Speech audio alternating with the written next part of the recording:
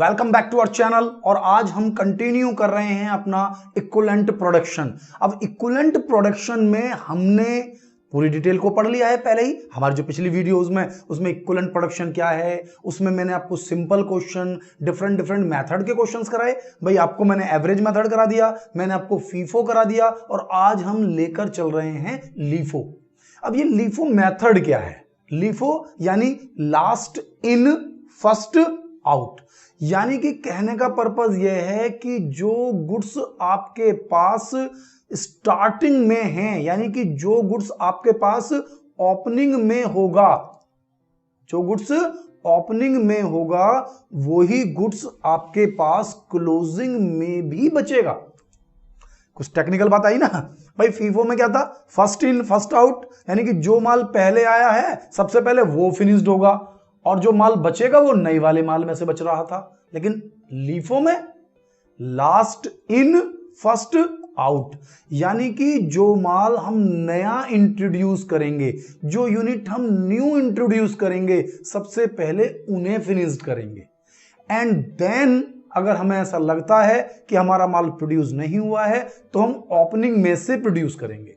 That means कि अगर हमारे पास कोई क्लोजिंग स्टॉक बचता है, क्लोजिंग WIP बचता है, तो उसमें ओपनिंग का शेयर होगा पहले, एंड देन उससे भी ज्यादा क्लोजिंग स्टॉक बचता है। ध्यान दीजिए कि यदि ओपनिंग में मेरे पास 5000 यूनिट थी और क्लोजिंग में है 7000, तो फिर अब ध्यान से देखिए कि 5000 यूनिट तो सेम टू सेम आपके पास ओपनिंग वाली ही है, और जो एक्स्ट्रा 2000 है, यानी 5000 के बाद क्लोजिंग स्टॉक तो 7 हो गया, तो 2000 यूनिट आपकी नए गुड्स से हैं। ये आपको ध्यान देना है कि लीफो का मतलब लास्ट इन फर्स्ट आउट, यानी कि जो गुड्स आपके पास ओपनिंग में पड़ा है वो सेम टू सेम आपको क्लोजिंग में मिलेगा, और जो आप फिनिश्ड कर रहे हैं, जिसका आप प्रोडक्शन कर रहे हैं, वो नए गुड्स में से मिलेगा आपको। तो नया गुड्स फिनिश्ड, और जो पुराना गुड्स है वो सेम टू सेम चलेगा।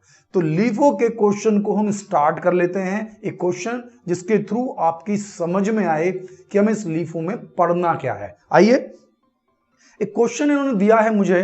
क्वेश्चन में वो क्या कह रहे हैं? वो कह रहे हैं from the following information relating to the month of March. किसी भी मंथ का हो, मुझे उससे क्या फर्क पड़ता है। Calculate equivalent production and the value of finished goods and WIP using the LIFO method. तो बारीकी से समझेंगे। देखिए, न्यूमेरिकल कोई बहुत ज्यादा टिपिकल नहीं है, ये नॉर्मल है, लेकिन हम इसके थ्रू कितना भी टिपिकल न्यूमेरिकल क्यों ना हो, हम उसे सॉल्व कर पाएंगे। तो लीफो मेथड से करना है। सबसे पहले इन्होंने मुझसे कहा कि ओपनिंग में 5000 यूनिट हैं जो 50% फिनिश्ड हैं, मटेरियल से भी, लेबर से भी और ओवरहेड से भी।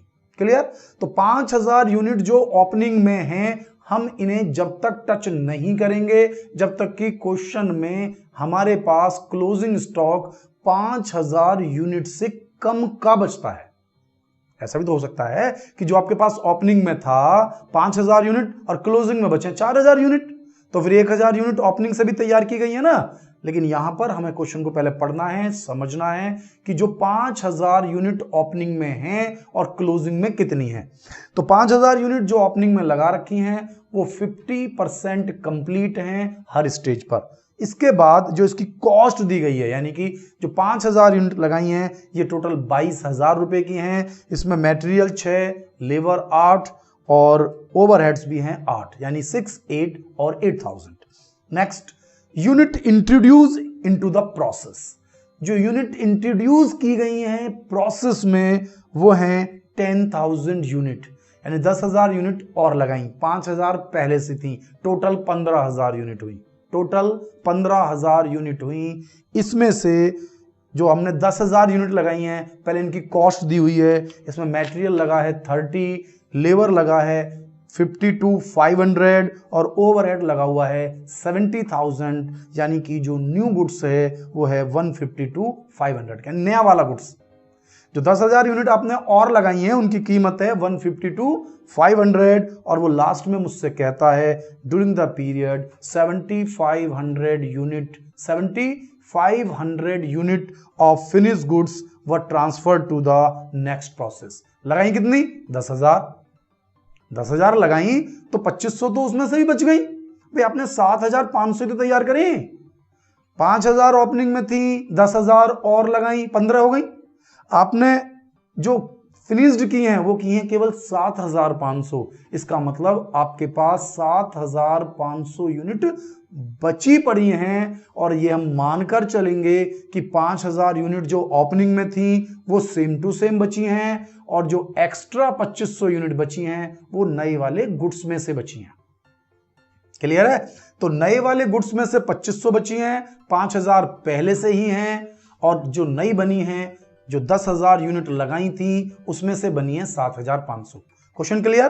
भाई 5,000 ओपनिंग में थी, 10,000 और लगाई, टोटल 15,000, 7,500 बना ली, 7,500 बची हुई हैं। अब ये जो 7,500 बची हुई हैं इसमें 5,000 मैं ओपनिंग वाली मानूंगा और 2500 नई वाली मानूंगा, क्योंकि हम मेथड का इस्तेमाल कर रहे हैं लीफो, यानी कि जो नया माल लगाया है हमने पहले उसी को फिनिश किया है, नई यूनिट जो इंट्रोड्यूस की हैं उन्हीं को फिनिश किया है, पुरानी यूनिट एज इट इज रखी हुई है। ठीक है क्वेश्चन में? और क्लोजिंग में भी वो 7,500 यूनिट 50% ही फिनिश्ड है, 50% ही फिनिश्ड हैं। तो क्वेश्चन को अब हम थोड़ा समझ लेते हैं बेटा। तो देखिए 5,000 यूनिट मैंने लगाई और उनमें कोई काम नहीं किया कोई काम? आपको पता है मैंने आपसे कहा कि 5,000 यूनिट लगाई और बच रही हैं 7,500, सॉरी लगाई नहीं है, 5,000 यूनिट ओपनिंग में आई और क्लोजिंग में है 7,500। तो यार इसका मतलब यह है कि ओपनिंग की 5,000 यूनिट पर कोई काम नहीं किया गया, क्योंकि जो परसेंटेज ओपनिंग में दी हुई है वही परसेंटेज क्लोजिंग में भी दी हुई है, और ऐसे ही मिलनी भी चाहिए, ऐसी ही मिलनी भी चाहिए, क्योंकि हमारे पास क्लोजिंग में 5,000 नहीं है, 7,500 है। जब नया माल ही तैयार नहीं है तो पुराने माल में हमने कुछ गड़बड़ की नहीं होगी, क्योंकि हम मेथड ही लीफो पढ़ रहे हैं, लास्ट इन फर्स्ट आउट। तो पहले जो नया लगाया उसको तैयार कर लो। तो ओपनिंग में 50% फिनिश्ड है, वो कह रहा है क्लोजिंग में भी 50% फिनिश्ड है। इसका मतलब ओपनिंग में कोई वर्क नहीं किया गया, यानी कि ओपनिंग में जो मैंने 5,000 यूनिट लगाई उस पर ना तो कोई मटेरियल पर वर्क किया गया, ना लेबर का कुछ माल लगाया गया, ना ओवरहेड का कोई माल लगाया गया।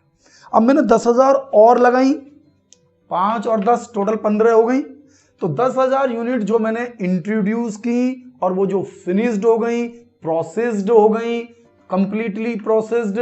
कितनी यूनिट प्रोसेस्ड हुई है अब मैं आपको बता देता हूं कि मैंने इसके अंदर लगाई आपके लिए कितनी यूनिट।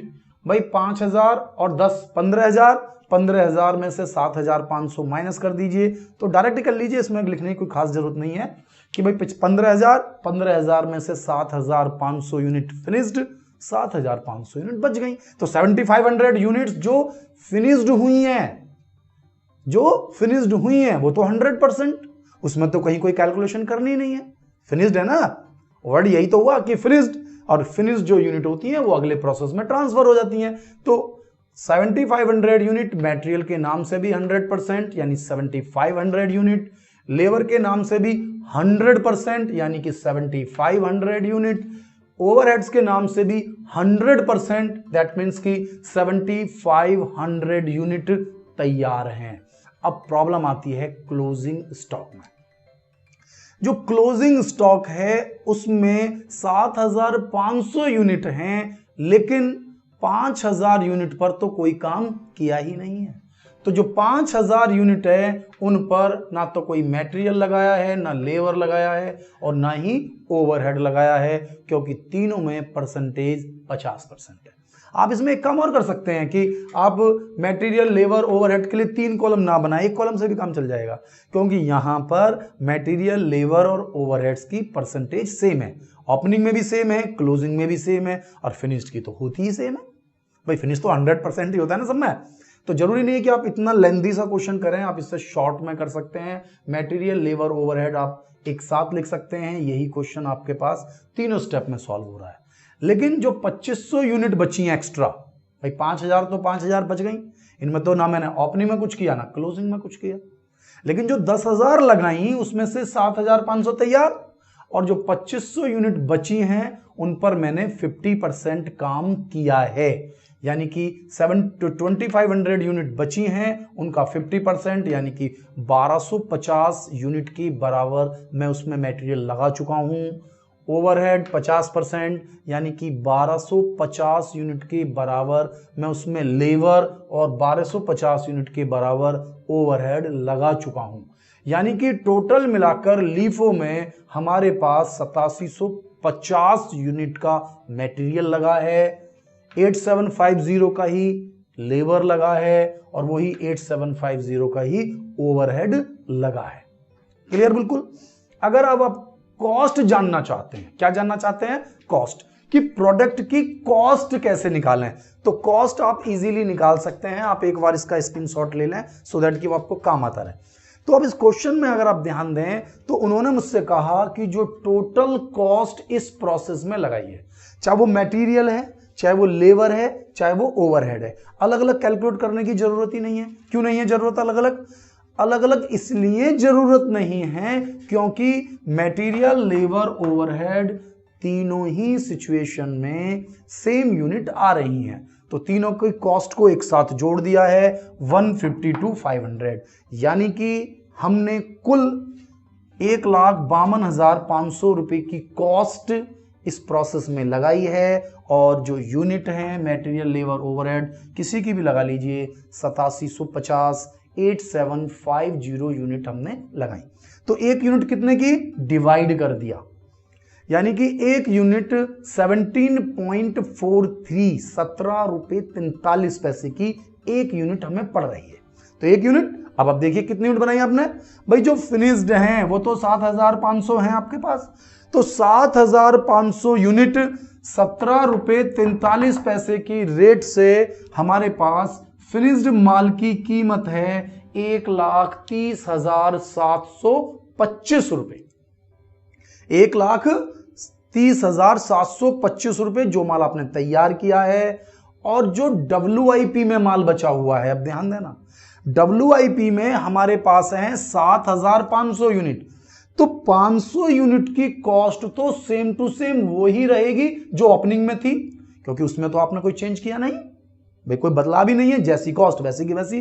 तो 5000 यूनिट की कॉस्ट जो क्वेश्चन में स्टार्टिंग में ही दिया था उन्होंने, मटेरियल, लेबर, ओवरहेड मिलाकर 22,000 रुपए, तो उसकी कॉस्ट तो 22,000 रुपए ही है।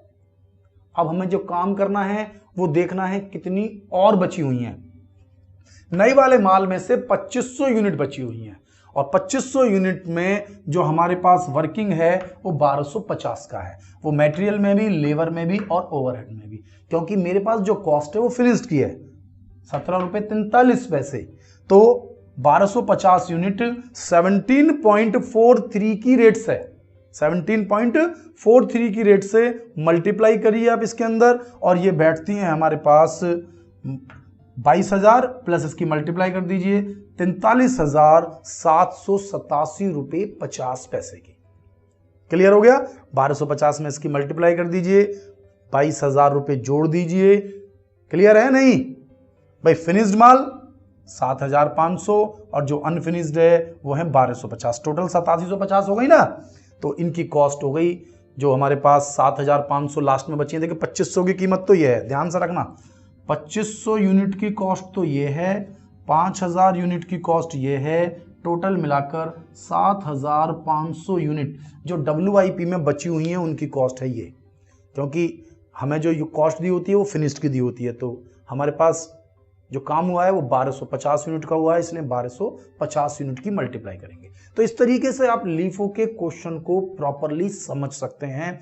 आप स्टेप बाय स्टेप थोड़ा लॉजिकल वर्क करें, और मैं तो यही कहूंगा कि आप पहले से अंतिम तक सभी वीडियोस को कंटिन्यू देखें, सो दैट कि आपको हर मेथड समझ में आ जाए, उनका कंपेयरिंग समझ में आ जाए, कंपेयर कर पाए कि भाई एवरेज में क्या करना था, फीफो में क्या करना था, लीफो में क्या करना था, और कब हमें ये तीन मेथड का यूज करना ही नहीं है। इन तीन मेथड का यूज हमें कब नहीं करना होता? जब हमारे पास ओपनिंग स्टॉक नहीं होता।